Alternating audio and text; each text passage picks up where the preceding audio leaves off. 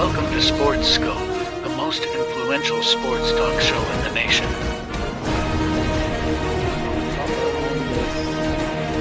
What is today, the 19th? Stay tuned for updates and great sports content.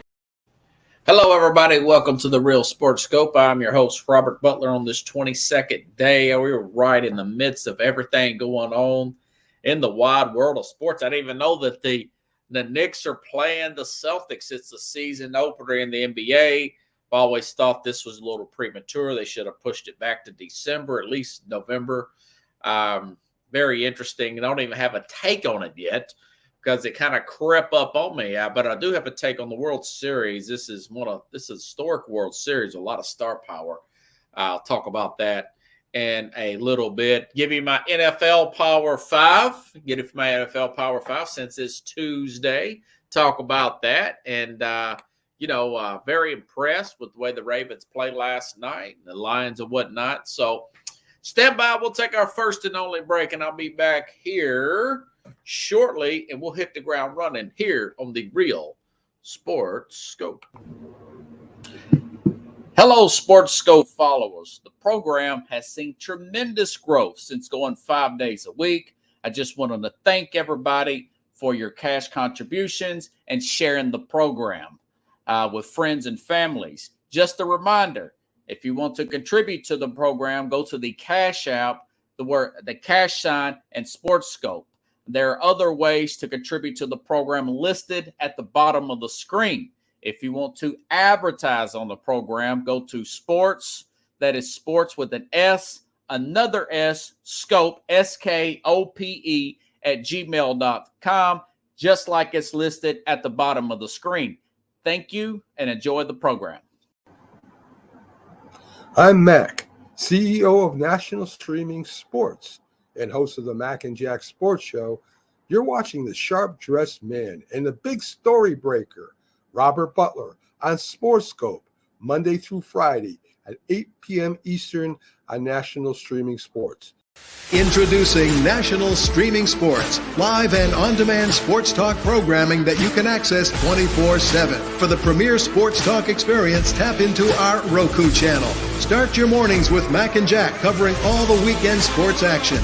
Then pour a cup and enjoy all the sports you can drink on the Coffee and Sports podcast. At midday, talk sports from east to west on the Coast to Coast podcast. Followed at night by some hot girl talk with Prim and Proper Sports featuring Sonia Pearson. Talk boxing on the Gloved Fist. Yankee fans tune in for Start Spreading the News. And there's more on the College Sports Huddle and Sports Scope with Robert Butler. There are 20 podcasts in all and 70 weekly shows, giving us a 3.4-star viewer rating. To find us on Roku TV, search for National Streaming Sports on the Roku search bar. Click on the logo and you're in. National Streaming Sports, live and on-demand sports talk for America. National Streaming Sports is brought to you in part by BetUs.com, designed for true fans. NFL odds, Week 1 and futures, college football odds, including Heisman Trophy favorites and playoff odds, NBA odds of division winners and playoffs, Major League Baseball playoff and World Series odds, the National Hockey League Conference playoffs and Stanley Cup odds, and boxing wagers. Betting opportunities include versus the spreads and outright winners, also during the game. Use our link on our website, nessp.info, the Bet Us Opportunities webpage, for a 125% bonus on your first 3 deposits. Must be 21 years old, and remember, bet responsibly. Righty then, I'm back here live on everything. And let me say this about last night, folks. So yesterday I had to get some work done on my restroom there. And also we had 2 football games on top of each other. So I decided to go ahead and do a replay that night. But I did get a chance to watch those games, particularly this first game, which was the better one. This Ravens game, I think Lamar Jackson may have played the best game of his career last night, in my opinion. It's one of the best ones I've ever seen him play. 5 touchdowns. He had more touchdowns. He had as many touchdowns as incompletion on this particular game. 5 touchdowns, 5 incompletion, 17 for 22. And, you got 15 carries for 169 yards out of Derrick Henry there. And, of course, 52 yards rushing. Hey, Linda, good to see you. Out of, this 1-2 attack now. And look at his record against the NFC. This has got to be better than Tom Brady. This is a well of a feat. Now, he's got to win in the playoffs, and I've said that, and I've been one of his biggest critics all the way up to last year, before Todd Monken got a hold of this offense. They finally got another number one receiver. He's staying in the pocket, linking up with his receivers like he's supposed to do, and he's got a running game to back him up. But, he is now 23-1 against the NFC. Like I said, I don't even think Brady's got a record like that. That is unbelievable for him to still be able to play at that particular at this particular level here when a lot of NFC teams have already played him. Okay. So anyways, you look at that, and I tell you what, this is a recipe not just for Lamar Jackson. As you see, when I go on to the Detroit Lions game, typically you want your quarterbacks to throw about under 25 passes a game, and you want your running backs. You want to keep those carries around 25 to 30. That is good balance there. Lamar also actually had 9 carries for 52 yards. But I like what he's doing now. He's getting out of bounds. He's not taking people head on like the former late, great Steve McNair out of Nashville would do and get himself in harm's way. That's good. That's good, And I did not think that Henry, and looking at his stats, I just found this out this afternoon when CBS put this out here, the 30-year-old Derrick Henry, former Titans. He is in rushing rank. This is NFL rank. He's first in rushes, first in rushing yards, first in rushing touchdowns, first in yards per attempt, first in rush first downs, first in longest runs. We know about that. Buffalo game, he had 81-yard touchdown last night. We know about the big runs he had against Buffalo. Scrimmage yards first, scrimmage touchdowns first. You can make a case he could be the MVP in this league, and that's Derrick Henry at 30 years old. But as Bill Belichick pointed out on the Manning cast last night, that the key now, of course, if you're John Harbaugh, you don't want this, but the key, you want to keep him in the pocket. You want to keep Lamar Jackson in the pocket. For one thing, their offensive line's not good at pass blocking. And for another thing, you don't want him throwing off the run, which he's pretty effective as well. Talking about Lamar Jackson. That being said, I was really impressed by the way they've played. I want to say they're on, a 5-game winning streak now. And for some reason, if this Ravens team, if they can avoid somehow Kansas City, say, for example, say if the Chargers, who lost last night, and I'll probably have to be tomorrow before I get on them, say if the Chargers find a way to knock them off, the Chiefs, which they could. They had a 10-point lead on them a few weeks ago. And say for whatever reason that somebody, like say if the Bills knock out the Steelers, not only do I think that they could get to the Super Bowl, I think the Ravens could win the Super Bowl. But those two teams, for whatever reason, those two teams seem to match up extremely well against the Ravens, especially the way, Russell Wilson played last Sunday night. But and then I just mentioned 23-1 Lamar Jackson's against the NFC. And early on, I thought, Tampa had the right game plan on him, on both sides of the ball. And, he wears teams down. They get that running game going. And, of course, on the flip side here, Baker Mayfield, that Ravens defense, I tell you, this is what I said. They're not going to be bad long. There's too many good players on their defense. I know they give up some plays in the passing game, but a guy like Baker Mayfield, he has improved. He can't throw that many times and be successful. 45 times is 45 too many. He don't need to throw over 25. I just mentioned around 25, under 30 pass attempts is usually, other than Tom Brady, that's usually, even Tom Brady, he wants to have some kind of running game. That's where you want your quarterback to be successful. I mean, Mayfield, 2 interceptions. He got 3 sacks there on him, and he threw 45 times. Of course, they lost 31, put up 31 points, but lost 41-31.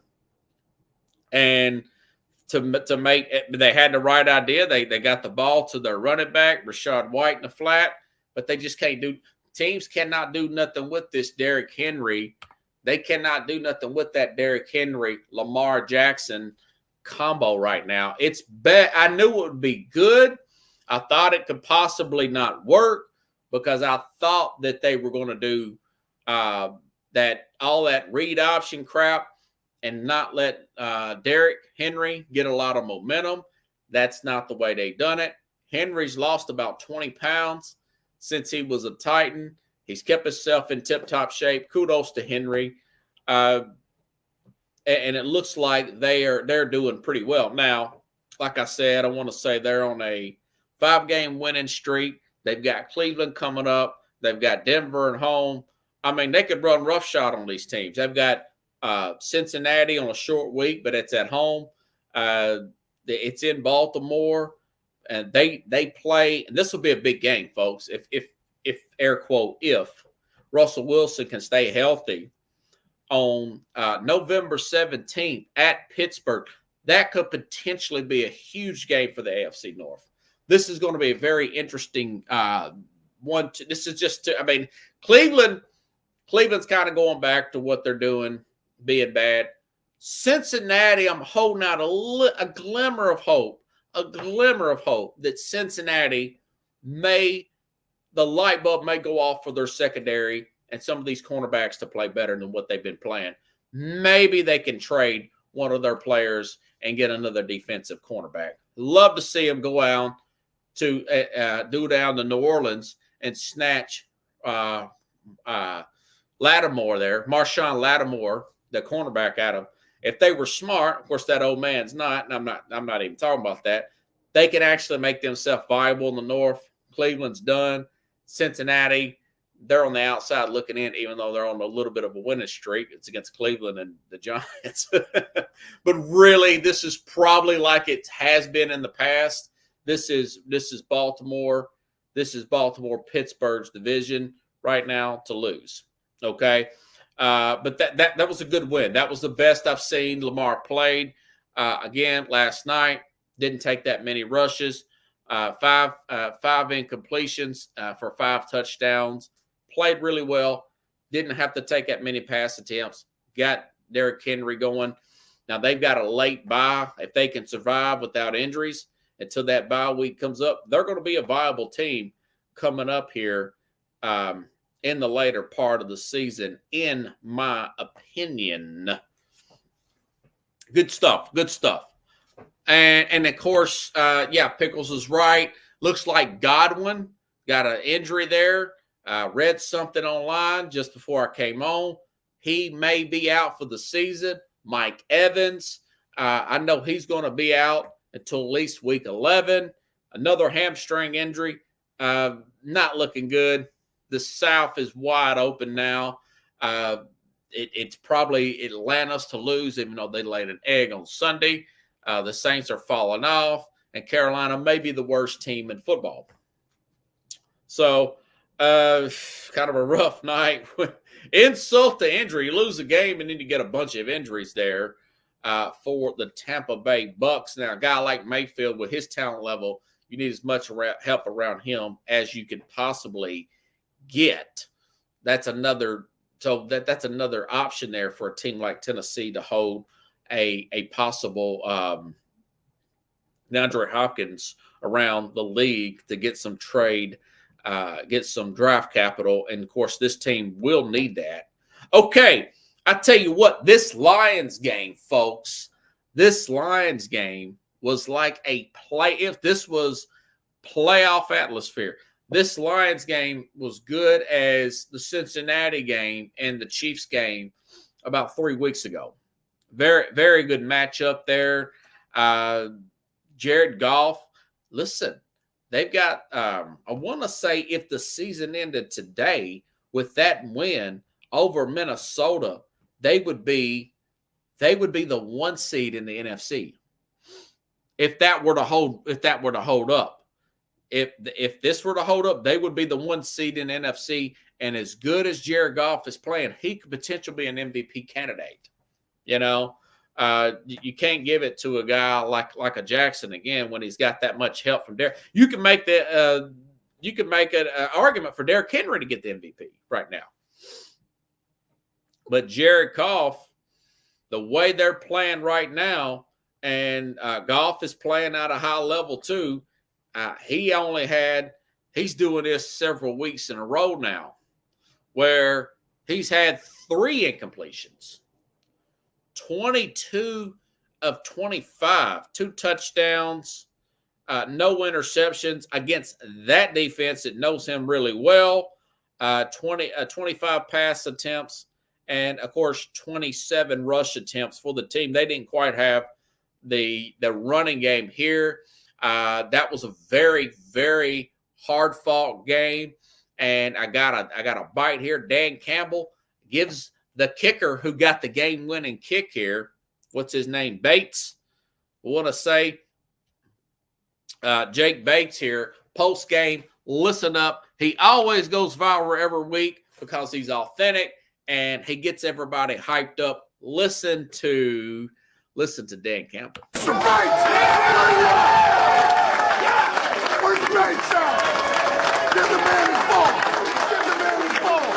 Hey, how about the offense getting us in position, man? With like a minute and a half left, getting down there, man. We trust you guys with everything. And then field goal line, man. I really appreciate you guys. And then Hogan and Jack, man. He won his stats. He won the game.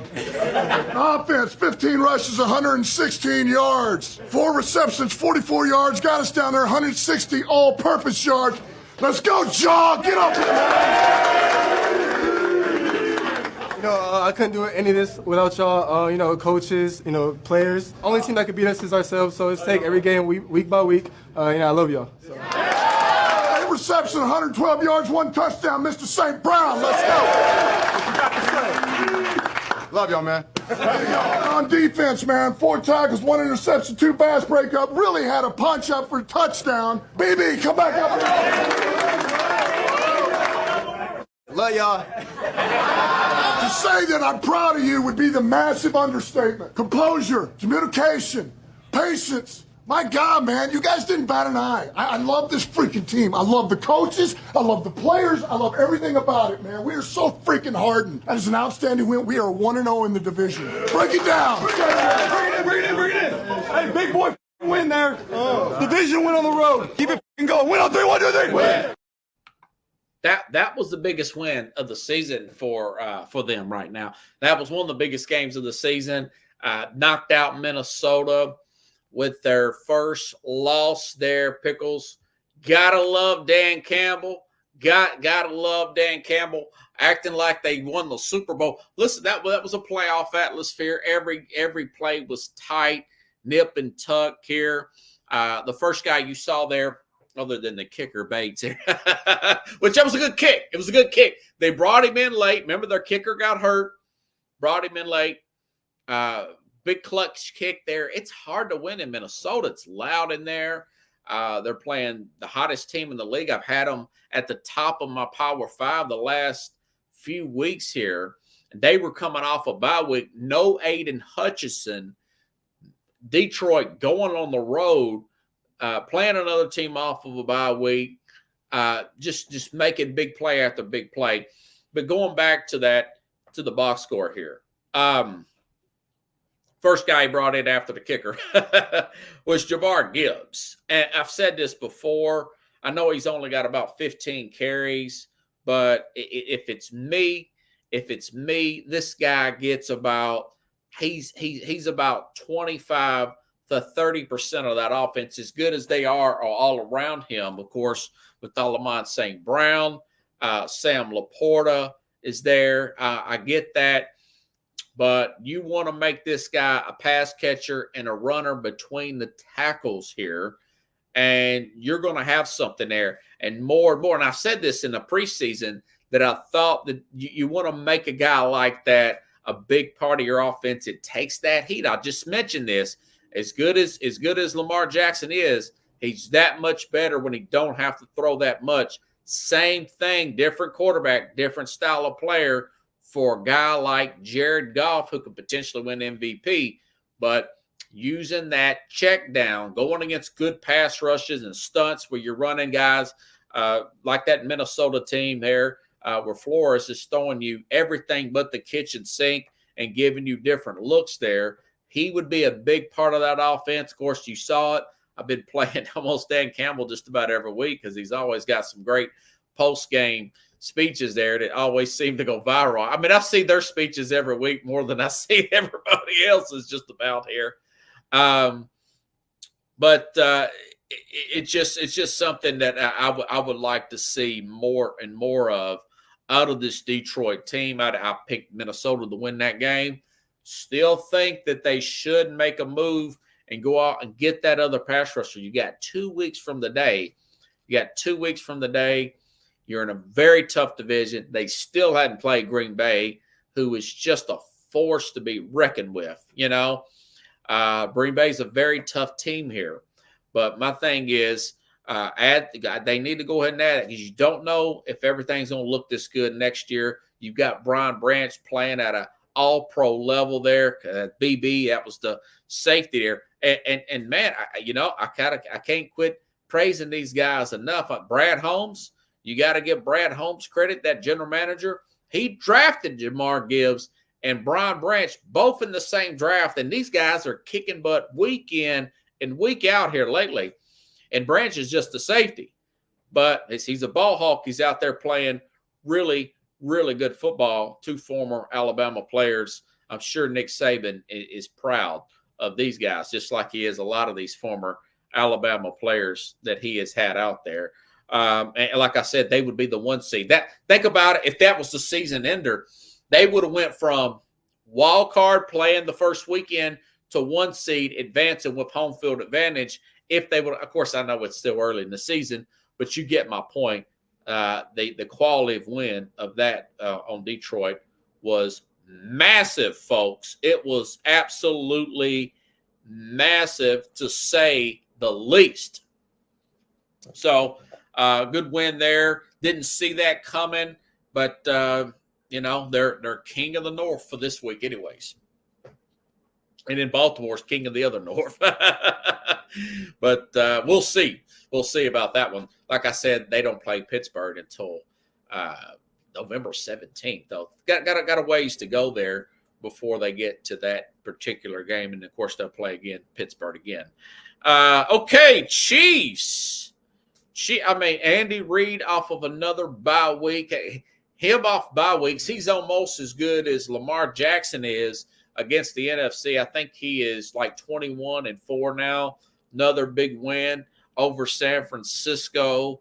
Game wasn't really that close here. Kareem Hunt got the 2 touchdowns out of him. Looks like the guy they drafted, 6-7 years ago. As I said, he would play pretty well. Trent Williams punched a player at the end of the game. Insult to injury, probably gets suspension. Hadn't read or heard anything from the NFL on that one. But also, in Brandon Ayuk, insult to injury, tore his ACL in that game. Deebo Samuel got hurt, had some kind of illness problem, left the game, only played a couple of plays there. It's just one thing after another here with this San Francisco team. As I predicted in the offseason, they're going to get off to a sluggish start. Too many people want money. Too many players getting older. Plus, the league is getting better around you. Things start to compile. They're definitely not getting back in the Super Bowl this year. Not to beat that dead horse, but Julian Edelman, I heard him on Fox Sports yesterday, former New England Patriot, made a good point there. I think it was on the Colin Cowherd show. Julian Edelman said, this team acts like they won the Super Bowl. And they haven't won anything. They've got to the Super Bowl a couple of times. I think there was 2 Super Bowls for Deebo Samuel now and George Kittle. They both lost 2 times to the Chiefs there in the Super Bowl. But, with the guys holding out for money, everybody wants some kind of raise, including Trent Williams. No sacrifice, me over team. That's starting to come into play. I thought that was a very fine, poignant observation there by Julian Edelman, who's won, I think he's won, 2, 3. I know he won one there with Tom Brady there and the Patriots. But I think he's lost one as well. But anywho, John Lynch, as I mentioned before, Kyle Shanahan, now it's looking you in the face. Now you're starting to see it. Now they're not playing so well, although this is not a great division. Seattle went on the road and won last week. Remember, they beat Seattle on Thursday the week before that, handedly beat Seattle. But my thing is, John Lynch and Kyle Shanahan got to get together at some point in this offseason and say, we've got to make a move at left tackle. Excuse me, hold on. As much as I like Trent Williams, he's 36 years old. He's getting older. And, you've got Deebo Samuel there, older player. George Kittle, plus 30-plus years old there. Brandon Ayuk just tore his ACL. Now, they just signed him to the big deal like I thought they probably should because of his younger age. I'm sure he'll come back and be fine. Players are coming back fine here recently of ACL tears. And you got your centerpiece. You got Brock Purdy. Everything's going to be okay. Now, McCaffrey's going to be back here sooner than later. I get that. But they're going to have to make some moves to move off some of these players. They're going to have to trade. They're going to have to move up and get that left tackle. They're going to have to get that other receiver, that other tight end. We're looking at the other side there with the Kansas City Chiefs. They're still reaping the benefits, that Chiefs team. They're still reaping the benefits of that Tyreek Hill trade a couple years ago, And of course, I know Brock Purdy is not I know he's not Patrick Mahomes. And I said Kyle Shanahan he's Andy Reid 20 years ago. Andy Reid could not win the big one with, and is Brock Purdy, is he this version of Donovan McNabb? And Kyle Shanahan, great schemer, good running game, still fairly young guy. He's only like 46, 47. Andy Reid's 66, 67 years old. 20 years ago, he had bad clock management. He couldn't win the big one. They finally got tired of him in Philadelphia. They fired him a few years later. Really couldn't win the big one. Blown a couple of big leads with Alex Smith. Then he stumbles upon this war-class talent that's raw and undefined. And then Andy Reid starts to win with the Patrick Mahomes. And history looks different now. History looks different. I still say the same thing for Kyle Shanahan. They may move off him at some point from the 49ers, But Purdy is still, he was what, a Mr. Relevant player. He got to the Super Bowl with him, got to the Super Bowl with Jimmy Garoppolo. Technically, he's got a better resume before, as far as going into postseason. Kyle Shanahan's got a better resume than Andy Reid. You know, he's been to the Super Bowl with two different quarterbacks. Andy Reid been to the Super Bowl with two different, with one superstar quarterback and one pretty average quarterback in Donovan McNabb. The superstar quarterback is a mega player, a mega star player. Jimmy Garoppolo is not doing anything with it. He's hurt all the time, you know. And then you've got a guy like like I said, Brock Purdy that was Mr. Relevant. But they're going to have to make some adjustments. He's going to have to add a deep threat to his repertoire. All that can be done in the offseason. Just saying. And now, as far as the Kansas City Chiefs, is the Kansas City Chiefs? Yeah. Patrick Mahomes is still the best quarterback in the NFL. They've got the really good defense. They've got the good schemes around him. Andy Reid has adapted as this season has went along. He's using 3 tight ends sometimes. I saw something where he brought in Carson Wentz and they did a 2-quarterback thing. They got some wild and crazy stuff that he cooks up like a chef, like I said last week, Andy Reid. But hey, they're getting Kareem Hunt involved. Now, Juju Smith-Schuster, he's got a hamstring injury. I don't know when he's going to be back. They're just continuing to lose players and continuing to win. And as I said to Jason Patterson week before last, I think it could work against the Chiefs if they win these next 2 games here and go 8-0. And Brett Veach is thinking, well, we can just skim by because we're undefeated. We've got the best record. We don't have to worry about anything coming to bite us in the playoffs. We can get by on this little bit of play out of our receiving core. You've got Kels who's doing nothing. He's playing like a player who's washed up. We can still get by with all this. That's going to be false. They're going to have to make a move. You don't want to let that time go by. And then when you get a team that's healthy, like an LA Charger team that's healthy in the AFC, you just never know. What if Buffalo makes it? They've already made one move and brought in Amari Cooper. They look like a different team offensively with Amari Cooper because Keon Coleman's playing off of them. Tennessee had the best pass defense in the league. You know, they put 34 points on Tennessee there. So, you know, they found Ray Davis is playing well. They've got James Cook.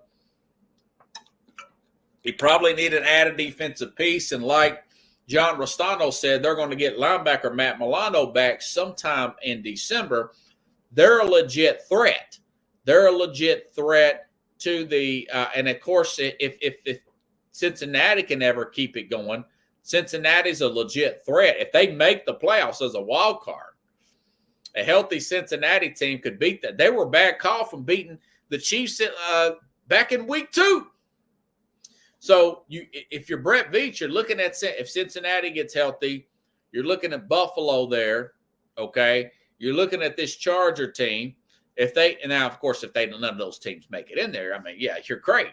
But I wouldn't, if you're trying to make NFL history, which I think they're trying to do, you know, then you got to say, okay, we really need to make that move and get that extra insurance wide receiver here. What's another draft pick when my name is going to be in the NFL Hall of Fame as the only organization and team to make it 3 straight Super Bowl wins? We get the 3 feet. We get the hat trick here, you know.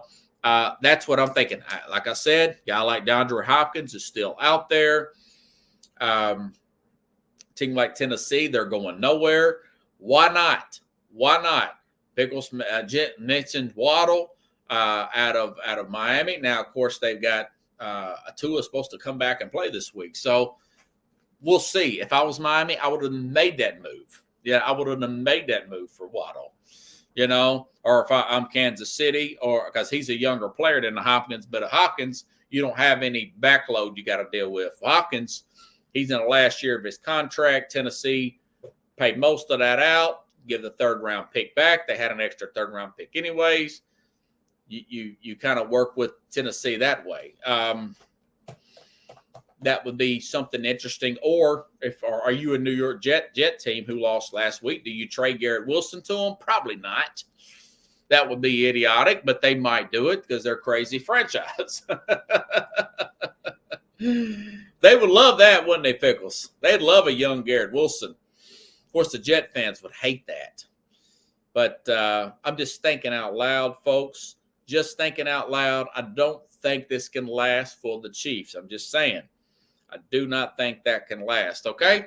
All righty then. And I've got more NFL to talk about, but I will get to that tomorrow. And, of course, Thursday, Kevin Carroll will be back on it. I probably won't get to college till Thursday because I got so much NFL to talk about tomorrow. But Kevin Carroll will be back on the program on Thursday, and we'll talk about Tennessee beating Alabama, Georgia's big win. I've got a few cuts from that. And very good show coming up Thursday, so stay tuned for that show. Okay, which leads me to the Pickle says the Jet fans go nuts. Yeah, they would have keep. Now, if I'm Jet fans, I'd rather move off Adams and then Garrett Wilson. Garrett Wilson's a good player. I'm just thinking out loud.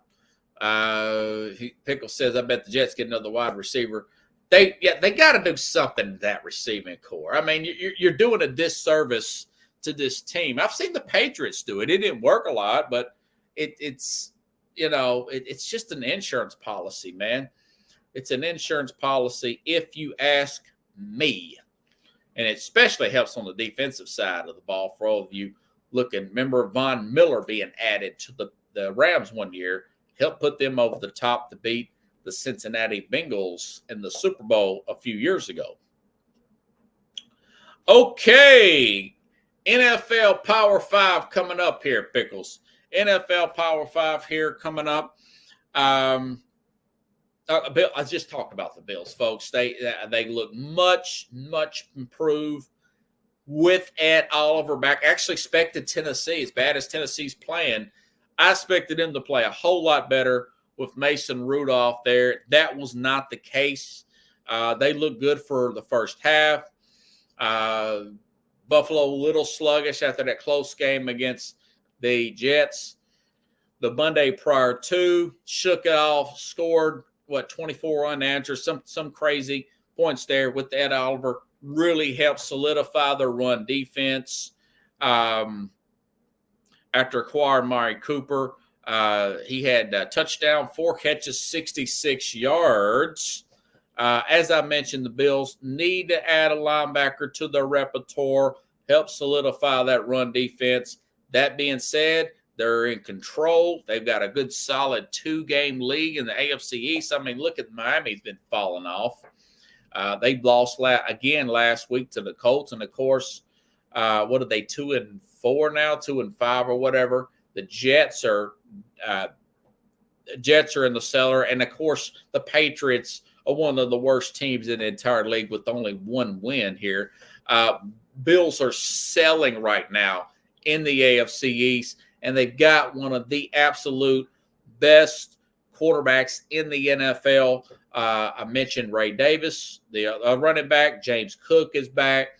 Starting to get that. No Stephon Diggs, no divas in the house here. Cooper's like a journeyman guy at this point.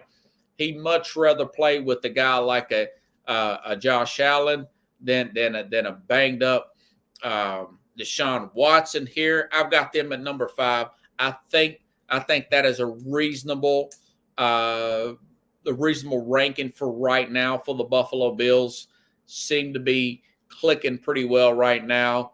Still got a few pieces of that. I may put them a little higher, but I know they got smoked a few weeks ago. But it looks like they've recovered from that beatdown that Baltimore put on them. Got them at number 5. I think they're going to go farther as the season goes along. Minnesota, thank you, Pickles. Minnesota's dropped down to 4. Now, you say, well, why is that? It looks like Sam Darnold, I think he had a sack 4 times, 1 interception. I got a feeling that Minnesota, that O'Connell may have squeezed all the juice out of Darnold, and now he's going to start to come down the earth a little bit. They've got a tough road game this week at the Rams. I'm not sure if the Rams beat them. You know, as good as Minnesota's playing, Sam Darnold has a tendency to make foolish mistakes at foolish times. Keep an eye out for that. Keep an eye out for Darnold making some mistakes. That's why I've dropped them off. That being said, of course, they're still third in sacks and plus differential of 61. 4 sacks, 1 interception. Detroit slipping back in the old habits here. Keep an eye out for that. Minnesota may drop down a little more and come back down to earth. There's a lot more film on Flores' stunts and whatnot. And you can throw on them. They've still got one of the worst secondaries statistically out there. Believe it or not, as good as they played, you could definitely light them up there. We just mentioned it with Alamon St. Brown with 9 catches, 116 yards, touchdown there for him as well. And they know where he's coming from. That's in division league here. But I still got them at number 4. They were number 1 last week. That was a close game. I haven't dropped them out, but I'm just giving you all of this emphasis why they dropped from 1 to 4. And that now 3. Okay. Now, number 3, Detroit. Just mentioned the Detroit Lions here. Big win here, going on the road, winning at Minnesota. No Aiden Hutchinson there. Very good balance there with the run pass there between Jahmyr Gibbs there and, of course, Jared Goff totally playing into that. By the way, their second total offense in the whole NFL, 3rd in passing, 4th in rushing. That is really, really good balance there for this Detroit Lions team here, if you look at it. And defensively, they're 9th in points allowed, pure balance there. Of course, I made a note that they should probably still trade for a pass rusher somewhere. I've read that Myles Garrett, teams have called Cleveland about Myles Garrett. I mentioned Mason Crosby with the Raiders. And apparently, Mark Davis does not want to give up on Mason Crosby. If I'm Detroit, I'm really trying to take advantage of my window, and I do not want this thing to slip away. You want to treat it like you might not get an opportunity next year, in my opinion. So I do think they need to make a move as well at the trade deadline. They are serious contenders. So they are number 3 in my Power 5. Number 2, listen, Baltimore Ravens, another big road win. I mentioned that at the top of the show. Lamar Jackson, again, 23-1. That's better than Brady against NFC teams. Never seen a record like that before. More touchdowns than incompletion last game. And, of course, they're the number 1 run defense by about 15 yards, this Baltimore Ravens. Their run defense is stellar. And, again, if they can avoid Kansas City and somehow avoid Pittsburgh, they can win the whole thing because the way Lamar Jackson plays against these NFC teams here. Told you I've came around on this guy from last year to this year. They're technically, they're 68 in yards per game, best defense, 4th in sack. They're still getting pass rush. The Ravens are 4th in sacks, Pickles. So they're getting the pass rush. You say, well, why they give up so much in a passing game? Because you got to throw it, because you cannot run on the Baltimore run off the Ravens, and you can't hardly at this point in time, as of October, you can't stop the run on the Baltimore Ravens right now. You cannot run on them, and you can't stop the run. And they're playing really well. Love that safety, Cal Hamilton. Man, he's a great player that they have, too. Another good player, kind of like Brian Branch. Him and Brian Branch are 2 of the best safeties in the NFL right now. So I've got the Ravens at 2. And, of course, listen, the Chiefs even though they seem to be falling apart, they are the champs.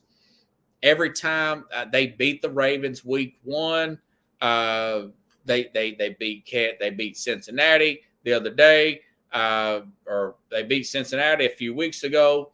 They beat the San Francisco 49ers at the Niners. That game really wasn't as close as the box score was.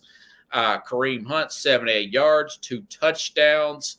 The Chiefs, what did I say? They're fifth in total points allowed. Steve Spagnuolo, he is the man. I mean, this defense, and again, guys like that linebacker, I think his name is Karafis or whatever his name is.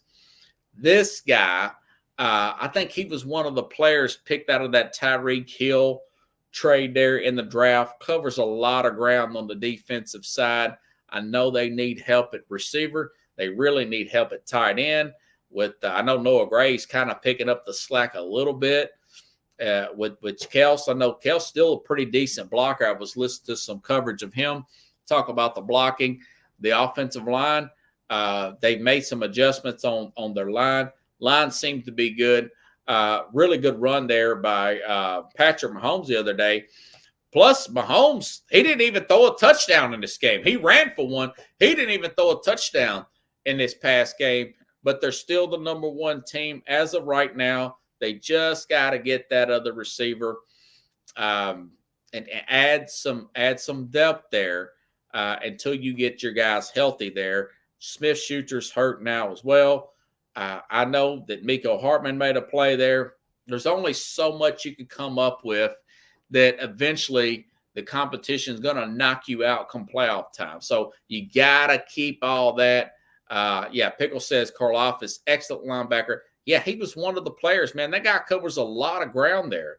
So they're really good on the back end. I thought they would miss L'Jarius Sneed here in Tennessee. Having a good season here at Tennessee. He's just got a lot of bad quarterback play here for the Titans. So that's my top 5. You got Buffalo, like Pickles. I appreciate you writing these down for me. You got Buffalo there at 5. You've got the Vikings here at 4. You've got the Lions here at 3. The Ravens with their good run defense and, of course, their ability to run the ball and best overall offense as well. Number 2, the Chiefs, who beat the Ravens at number 1. I think they can just beat anybody on a given Sunday, man. I mean, the Chiefs are really interesting. Doing more with less. They're so much they're like a mirror image of the Patriots back in the day between Bill Belichick and Tom Brady. A lot of we guys on these teams and not me guys on these teams. I really like that, even though I know Kelsey's got a lot of personality. But when it comes down to business, he is all business, and he shows up and plays hard, comes up in the big games. Although last year I kind of questioned whether or not he could pass the drug test last year. That was just my opinion based on his play in the playoffs versus the way he played at the end of the regular season. Do not want to run out of time here. We're 48 minutes in, folks. And I got to tell you, listen, and I hate to sound like a mockingbird here or just a repeated a person that's on autopilot here. I don't claim to be this big baseball guru. I haven't really followed the Major League Baseball in about 15 years where I'm watching I'm really following division by division, following the home runs and all that like I used to 15, 20 years ago. But over the past 2 years, now that they've made some adjustments, they've got to finish their adjustments. They've got to start the season earlier. Even if they don't shave off some games, they need to start as early as March, maybe late February. I was just talking to some guys driving Uber the other day, and I was telling these guys, I said, college plays in February. College baseball plays in February. Why can't Major League Baseball play March 1st? Even if you have a snow out, you can do a double hitter. And I think the pennants need to end in July, and the playoffs should start in August, and then right around Labor Day, your World Series would start after Labor Day sometime, and you'd be done with it by then. Because it's a summer sport, you know? But here it is. It's here. Like I said, the last 2 years since they started the pitch clock, since they've started, what else have they done? That with the stuff with the bases there, or not shifted, making the bases bigger, eliminate shift. I love all that stuff. I really, really love the pitch clock. That 2 hours and 29 minutes. I mean, I really got into that game. Was it Game 5 between the Padres and the Dodgers? That was a good game. As soon as I got off the show here with Carlos that Friday night, I watched that game right through. I'm like, man, this game is already just about over. 2 hours, 29 minutes. You got college football games going 4 hours. That's unbelievable. But I'll say this particular World Series, I thought it would be too easy to pick the Dodgers and the Yankees. I think I picked Seattle and Philadelphia. I'll just put some random teams. I know Philly was playing good last year. They played great this year. They just, they caught a hot bet team at the wrong time and beat them. Philly played great, and I thought maybe they would find their way in the World Series, and I thought Seattle had been coming up. They were in first place for a while, and they faded late. Didn't even get a wild card team. So I was way off on that. But Dodgers, Yankees, I mean, this is the most star power for a World Series, Carlos, that I've ever seen. For a World Series, Carlos, it's the most star power. Now, 20 years ago, 20 plus years ago, Carlos was in college with me in 2022, 2003, 2004, the ALCS, guys, and I looked this up and wrote all these names down. The ALCS between the Yankees and the Red Sox, for example, the Red Sox pitching, the key pitchers, Pedro Martinez, Curt Schilling. This is the Red Sox. Johnny Damon, I think he played first. Manny Ramirez, okay. Big Pop. This guy became a megastar after the 2004 ALC. I mean, Big Poppy was big play guy. He was their version of Derek Jeter. I mean, except he had more power. Derek Jeter's one of the best big game players I've ever seen. But Big Poppy, that was just the Red Sox. The Yankees, Derek Jeter, we know. A-Rod, still in his prime. Remember, they took on that big contract from the Texas Rangers back in them day. Mariano Rivera. Kevin Brown was on that. You remember that, Carlos?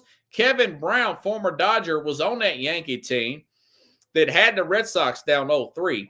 Mike Mussina El Duque, better known as, his name is Orlando Hernandez, better known as El Duque. So that was the ALCS back in 2004.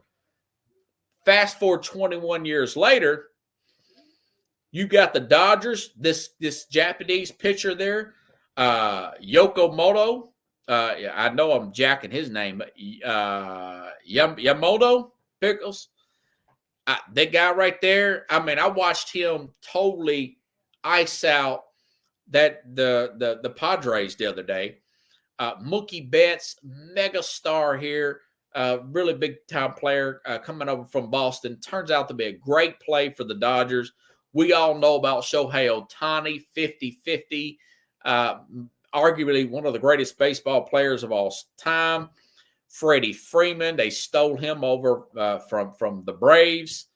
I mean, that's a lot of star power. Of course, the Yankees, you got Gary Cole, Aaron Judge, Giancarlo Stanton, and Juan Soto. Juan Soto, of course, is having a great series as well. So, Pickle, that's a good point. You had Big Poppy playing DH, and they were down to their last out at some point. And I tell you what, those are really good baseball historians. The best baseball I've ever seen for 2 years. We're talking Don Zimmer getting into it with Pedro Martinez and Pedro having to push him down because Pedro was pitching at one of the players. I forgot who it was. It might have been Posada or somebody. One of the Yankees. That's some of the best baseball ever, other than the 01 World Series between that may have been the best World Series, but I'm talking that 01 World Series with Curt Schilling and Randy Johnson versus the Yankees with that 01 Yankee team. By the way, the Yankees had Jason Giambi on that team, and I mean I forgot about that. Just a lot of great. So this is very similar to the star power. Pickle says, and Munchie, of course, Hernandez, the guy that does it. By the way, I love that little thing they do with the Dodgers. When they say get out, Carlos, when they hit a home run, they do like the little. I like that. I like this Dodger team. By the way, they went up to the Yankees and beat them 2 out of 3 back in June, if I'm not mistaken. Beat them in the Bronx. So the question is, can their relief pitchers pitch the way they did back in the San Diego series and a few games into this Mets series? Can they last? Can the Yankees starting pitchers go longer? Can they go longer and get the game to their closer? I don't think that can happen. I think it's probably Dodgers in 6, but I'm not a baseball guru. Carlos and Pickles may be better for this than myself.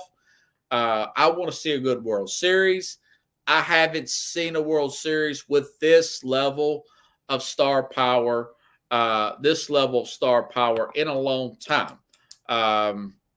This level of star power in a long time. I'm going to watch. I can't wait to see it. I don't think the moment's going to be big enough. LOL, that hands and seeds. Come on, man. Oh, you talking about that? Yeah, they do like that. I don't know what that means. I thought that means just let it get out, that little thing they do with the head. Well, I think it's funny. I think it's cool. Pickle says Dodgers in 7. I say Dodgers in 6. The Yankees, we wrote the Yankees off a couple times this year. They went into a slump when the Mets were getting hot around June, July. Then they got hot again. Who was it? Baltimore. They caught Baltimore. This is good. This is a good year. This is a good comeback year for the Yankees. They got a lot of bats here, but I don't know a lot of their pitchers other than Cole. And I've seen Cole get shelled in the past. They don't have Roger Clemens, Mike Mussina. They don't have those guys. But yeah, Judge Soto and Stanton. I mean, that's your power guys.